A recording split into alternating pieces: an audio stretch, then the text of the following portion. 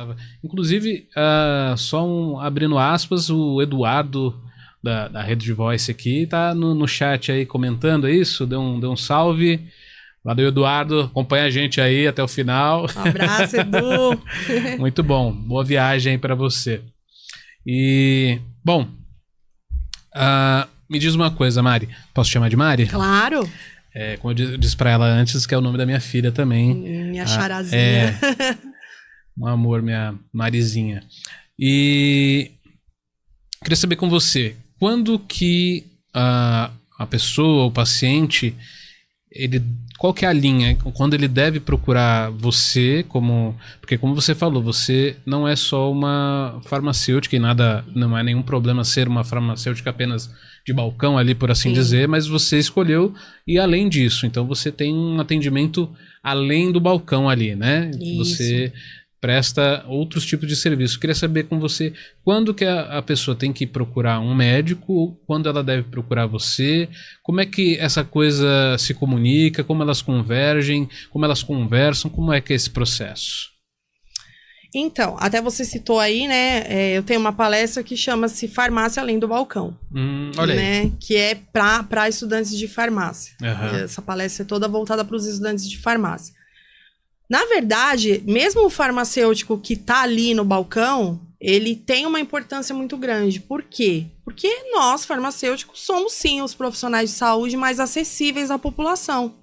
Então, hoje, se você tem qualquer probleminha de saúde ali, a primeira pessoa que você pensa é quem? Farmacêutico ali da farmácia tal, do bairro, né? Ou meu amigo, enfim. Então, a gente é, assim, muito acessível, porque você chega na farmácia.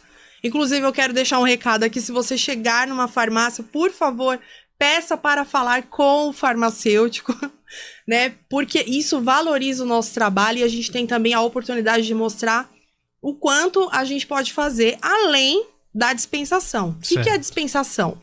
É o ato da entrega ali das caixinhas, da venda, né? Por quê? Fazer essa dispensação também exige muita responsabilidade. Porque muitas vezes a pessoa chega ali muito desorientada. O meu amigo toma remédio tal, vou tomar também. Vou lá na farmácia comprar. E muitas vezes quando a gente pergunta... Funciona para fulano, acho que vai funcionar para mim, né? Isso. E aí, quando a gente faz a pergunta, né? Você sabe como usam esse medicamento? Não. Então tá. Então, é nesse momento que o nosso protagonismo, então, surge. Olha, então, vou explicar para o senhor, vou anotar na caixinha, vou desenhar, vou fazer tudo o que for necessário. Tem muitos farmacêuticos aí que fazem trabalhos excelentes em relação à dispensação. Que mandam fazer etiqueta mesmo, almoço, janta, sabe? Olha aquelas coisas? Porque às vezes a gente pega ali um paciente que não sabe ler, por exemplo, né? E acontece.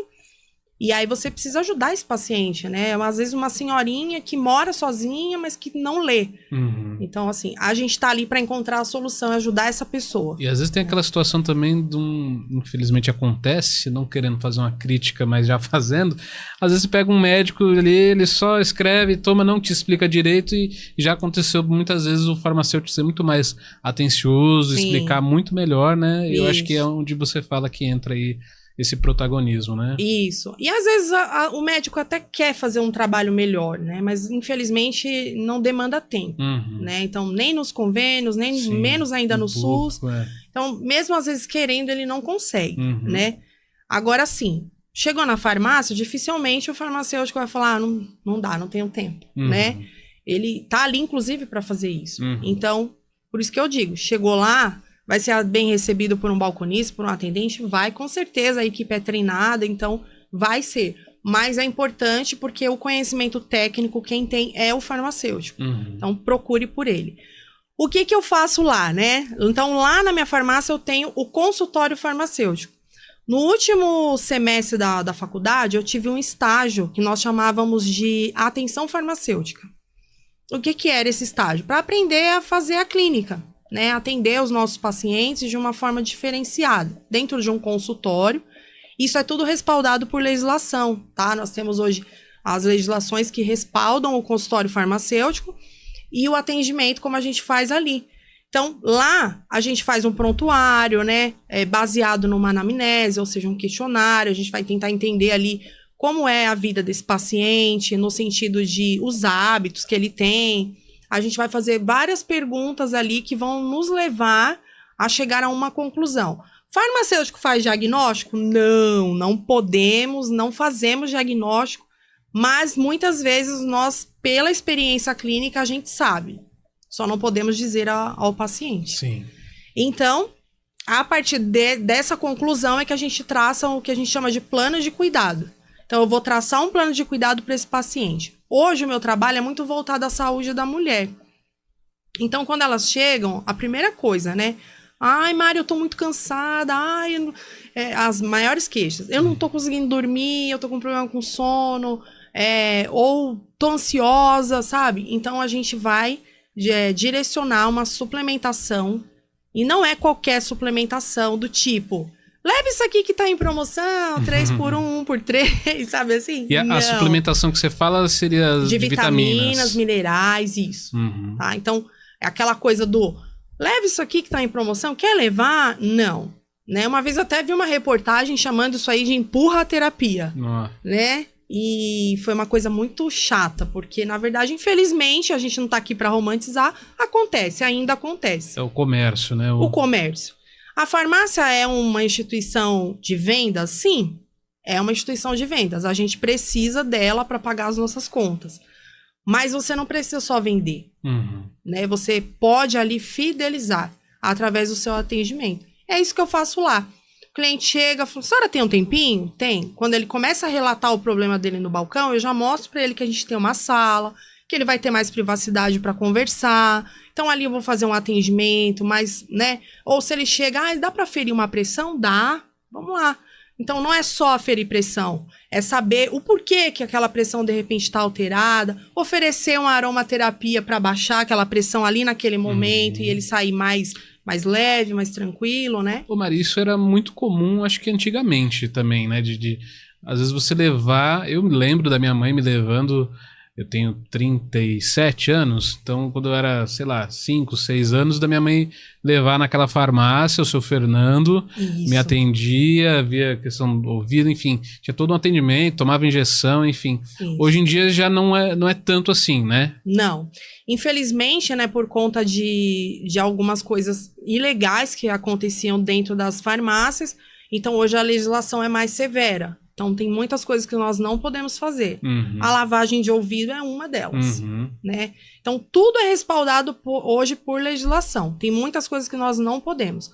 Porém, nós temos uma lei que diz que a farmácia, a Lei 13.021, ela diz que a farmácia é um estabelecimento de saúde. Ora, eu penso que se eu sou um estabelecimento de saúde, eu devo agir como tal. Eu posso vender chinelo havaiana? Eu posso tocar funk numa caixa desse tamanho na porta, né? Eu posso vender sorvete? Até posso, se eu tiver a licença da Anvisa. Algumas farmácias conseguem e vendem. Mas eu, Mariana, e quando eu falo isso é polêmico, né? Porque os donos de farmácia querem me matar. Mas eu preciso sustentar o meu posicionamento. Eu não acho que combina.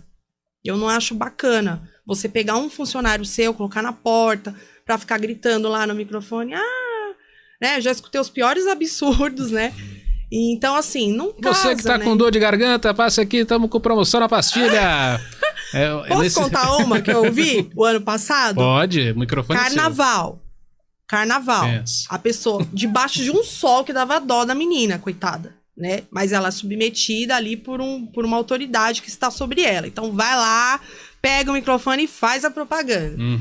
Quer camisinha, vem na Laranjinha. Eu não vou falar o nome da farmácia, mas os farmacêuticos aí, Laranjinha já sabe, né? Então, entendi. Uma coisa assim, eu falei, meu Deus, é sério que eu tô ouvindo isso, né? Então, assim, eu não acho bacana.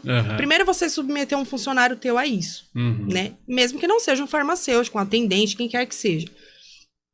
Segundo, que você vai contra o que a lei fala, né? Então, estabelecimento de saúde... Tem que ser um lugar silencioso, sereno, né? Que a pessoa chega, se sinta acolhida. Imagina você chegar na farmácia com uma crise de enxaqueca atrás de um remédio e o funk, você fala, então, né? Ela gritando. Tem remédio. E aí o moço, eu não tô te ouvindo. E aí isso acontece, infelizmente. Então eu acho que não casa, não combina. E lá na minha farmácia, pelo menos, isso não acontece. Então, podemos dizer, se você quiser divulgar também a sua farmácia, onde fica, o pessoal da região de Guarulhos aí, ela tem um diferencial, porque, assim, ao entrar nessas farmácias, pelo menos de rede, assim, você não vê esse espaço para um atendimento. O seu tem esse diferencial, então? Muitas redes hoje já estão adaptadas aí ao consultório farmacêutico, né? Só que não é algo muito comum ainda e é um pouco desconhecido da população. Eu mesma, quando eu ofereço o serviço de consulta farmacêutica, as pessoas ficam em dúvida. Como assim? Né? Muitas pessoas não conhecem o serviço. Eu já passei 1 hora no balcão da farmácia explicando o que é o serviço, para só depois ter esse paciente como meu paciente lá do consultório. Então, assim, a maioria das farmácias não tem, a gente precisa ter um espaço físico, né, que seja adequado, como eu falei, à legislação, para você fazer os seus atendimentos lá. Os prontuários acontecem mais ou menos igual ao prontuário médico, é sigilo do farmacêutico, né, tudo colocado em sistema, tudo certinho. E é isso, a gente faz esse atendimento. Eu hoje atendo não só presencial, também atendo online, né? Tenho paciente, inclusive, de outro estado, porque elas acabam, uma indica para outra, indica para o parente, enfim, para o amigo. E @Dutrafarma com PH. Olha aí. Né? Se vocês quiserem conhecer um pouquinho lá do nosso trabalho, a gente está lá no Jardim Presidente Dutra, aqui mesmo em Guarulhos. E a gente atende lá das 9 da manhã às 7 da noite, segunda a sábado. Certo, perfeito. Domingo não trabalhamos. Tem que descansar, porque a gente precisa descansar. Mas de segunda a sábado estamos lá.